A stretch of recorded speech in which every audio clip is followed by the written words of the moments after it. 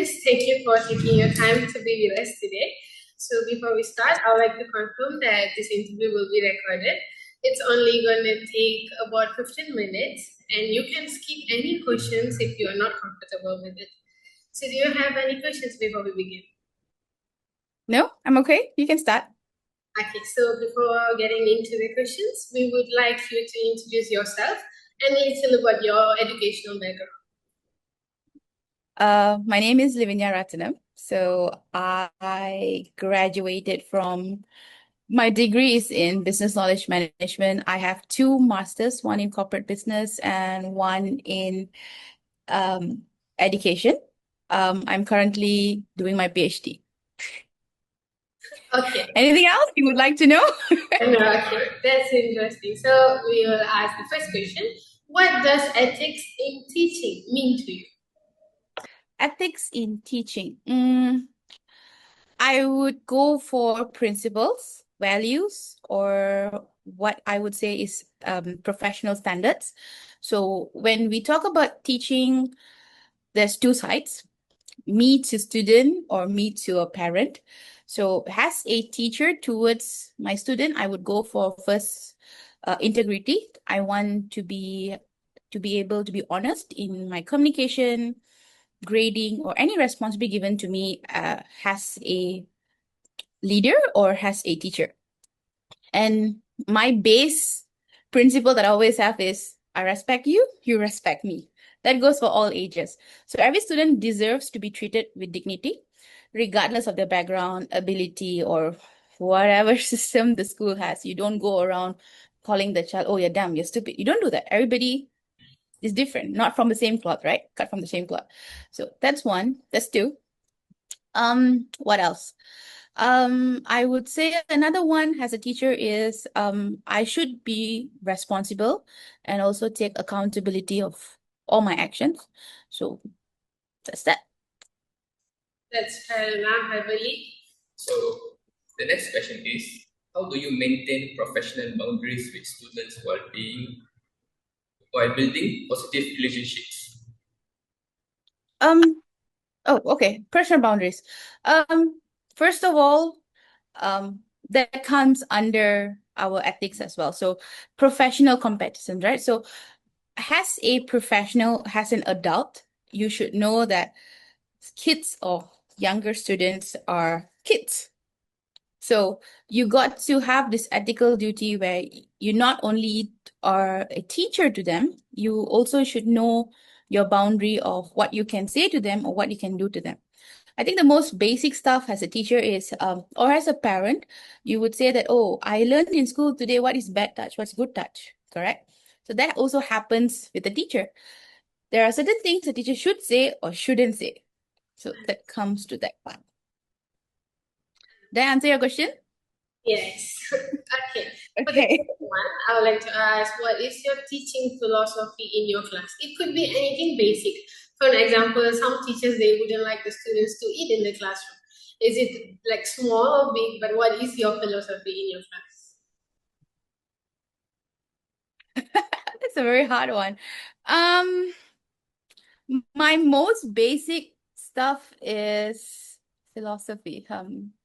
I always give my students student agency, which means that they can always voice out things, Uh, even if they don't like it. So I prefer that. So sometimes when I give them like I teach coding and assessments and all of that. So some of my kids don't like coding. They're like, teacher, I just don't like this. So I prefer that. I prefer them being vocal, them being honest about it. And main thing is I go back to my first one, which is respect. As long as you're not degrading or being mean to another person to convey what they're saying, that goes the way. Yeah. I think that's my base. I won't call it, I don't know, would you call it a rule, a philosophy, a life thing? Anybody should be able to talk anything. So because learning is a lifelong process. So students should be able to, learn through active participation. So active participation comes in like, talk to me, those kind of yeah, things. that's so nice. You allow them to express themselves in the class because sometimes we are not able to do that in all classes. All right. So furthermore, what steps do you take to maintain professionalism inside and outside the class? Inside of class, as usual, in school, we are a teacher, so students know that they can always approach us and talk to us. It's just that we try not to go overstep our boundary by going into like very personal matters. So if the child comes to us, if student comes to us like, teacher, this happened at home. So instead of me going, oh, tell me more, I redirect the student to the counselor. Okay, if you tell the child, tell me more, and then you decide to dig in more stories, that's just you trying to get gossip out of the child. So that's wrong. That's a big no-no. So that's the part. So inside of classroom, I have a very different teaching method because I don't teach like a core subject. Mine is a very wide and very fast-paced subject. I teach about AI, design, IT, and all of that. So it depends on it. So usually my role is I'm a facilitator. So I guide them. I don't dictate. So the personal boundary that I set for my kids is you be inclusive, you engage, you be supportive. But if you overstep that boundary, then that's where all the discipline and all the rules comes in after that. So, during your years of work, what has been your sole motivation to stay true to your professionalism and work ethics? I came from a corporate job. I didn't come from a teaching background. Okay. So I came from a corporate job. I went into lecturing and then I went into schooling. So for me, personal belief is that how do I maintain is that it's my own thing. So I have my own values. I have my own goals. So it's a way for me to, it's like I believe that effective teaching or learning, you need to have the empathy. You need to be able to adapt to it. And you need to understand sometimes what you're teaching, the kid's not going to like. And sometimes what you're teaching, the kid's going to find boring. You can have a whole movie going on about why is it interesting. If the child doesn't like it, doesn't like it. And that shouldn't be something that we force on a person. Take it with a pinch of salt. Okay, you don't like it. So what can I do to make it better? So the adaptability is there for me. That's very nice. Okay, since we have sufficient time, I would like to ask another last question. You can say no if you wouldn't like to answer it. Can you describe a situation where you faced an ethical dilemma as a teacher or as a lecturer, and how did you handle it? Oh, interesting. Okay, I can answer that. Okay, so as part of my my job requirement now, so we always travel overseas with students. This happened this year in January when I went to Hanoi. So we were at the immigration and one of this kid got flagged for extra security. And it became very messy in the sense, I can't go much into detail. It became very messy in the sense that that boy started crying. So as a teacher, one of our professional conduct is we shouldn't touch them. Okay, we have our personal boundaries, so does the child. But this boy started crying and he started hugging me. And I have no way to do anything but to get him out of that. So I had to call the parent, say, hey, this happened, unfortunately. So, but then he's crying right now and he's not letting me go. Would you like to talk to him? So instead of me saying, okay, you talk to your parent later, I decided to address that situation then and there, informing the parents, hey, your child is actually hugging me right now. I didn't say okay to this, but at the end of the day, I can't do much to console him, but to do this action. And I'm asking the parents' permission because I don't want it to be in a way that, oh, this teacher touched the boy because it's an opposite gender. Or even if it's the same gender, it's still not okay. So the parents were like, okay, teacher, then they started, because it was a video call, so the parents started consoling him and, and up until from the immigration, up until we walked out, he was hugging me, and then we had to go through get our luggage, everything, started holding my hand. So that was an improvement, but still, it was a very traumatizing situation for the boy because he was only 10 years old. So that happened. So did I answer?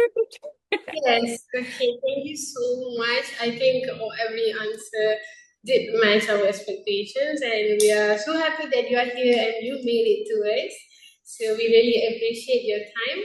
Thank you. I think that's it. All right. Thank you so much. Good luck with your assignment, I guess. All right. Evening, Miss. Thank you for taking the time to be with us today. Before we start, I would like to confirm with you this interview will be recorded. As mentioned in the consent form, this interview should take about 50 minutes, and you can skip any questions if you are not comfortable with the questions. Do you have any questions before we begin, Miss? No. Okay. Before getting into the question, we would like you to introduce yourself and your educational background. Okay, like my name is Renuka. So currently I'm working in a international school and I'm teaching primary for maths and science subjects and other non-main subjects. Okay, that's very interesting. Thank you. Okay, so Bima, would you like to proceed with the first question? Yes. So, Miss, I would like to ask you, how does ethic in teaching mean to you?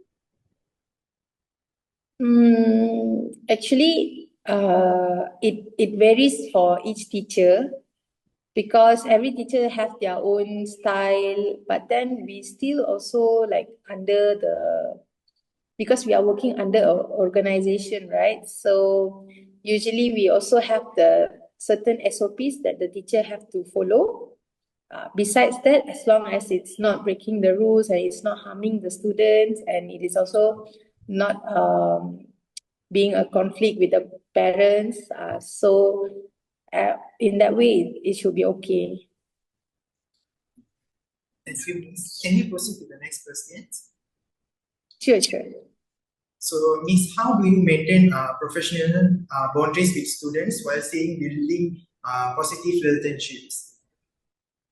That is very important actually, because when nowadays social media is everything, so the kids tend to always come to the teacher and like they want to know about our life also. They like to listen stories to the teachers, like want to know their stories, and then most importantly, even under the school rules, we cannot share our social media accounts to the students to maintain the boundaries with them.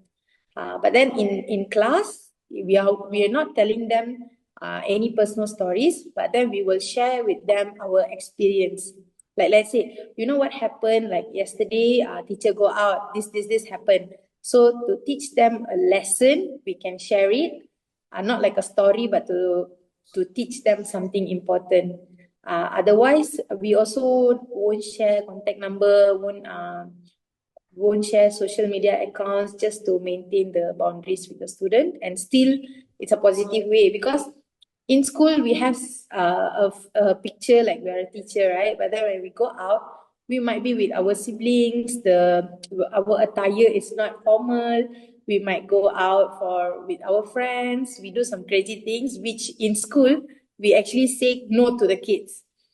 So we cannot like exposing all that to maintain our image as well, and then to be always in a positive relationship with the parents and the teacher.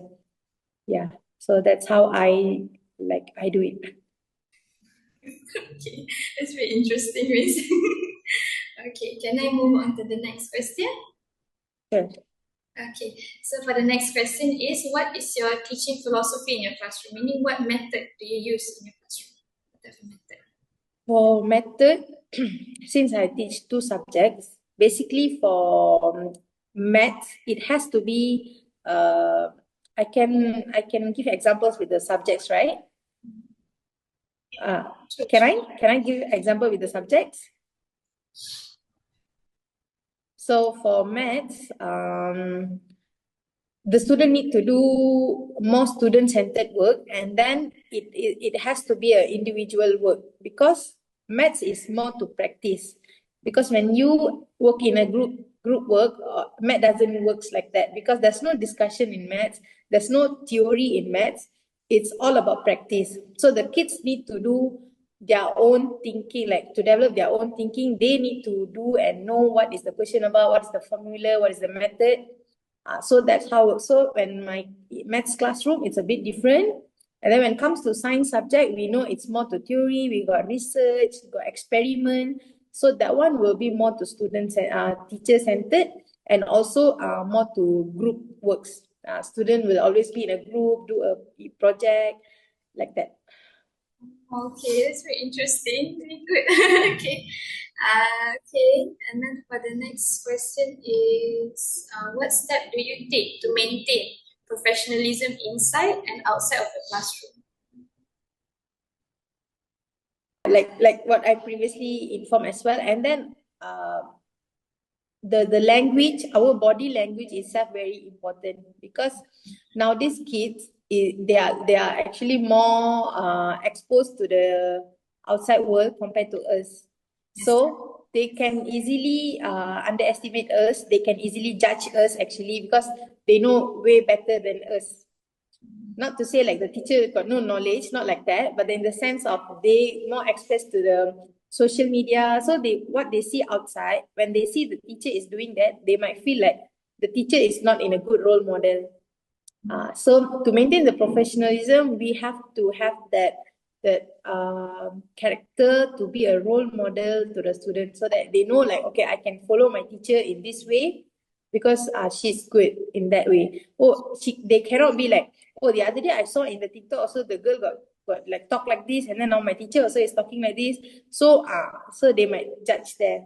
So that is the limit that we have to have, and then to know the difference between outside our class how and then inside.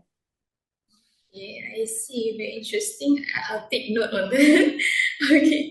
And for The last question, Miss, during your years of work, what has been your sole motivation to stay true to your professional and your work ethics? I like this one saying where it says like, teaching is a job of heart. Okay, like we do it. Honestly, it's very tiring because we don't have a time frame actually. Like even though now I'm still at school, but it's already 4:30, I still got lesson plans. I still got stacks of books to mark. I need to plan the next day lesson for my students, and with the lesson plan some more, and then the slide preparation. Let's say if they're going to do a experiment or something with the experiment materials, and then events in the school.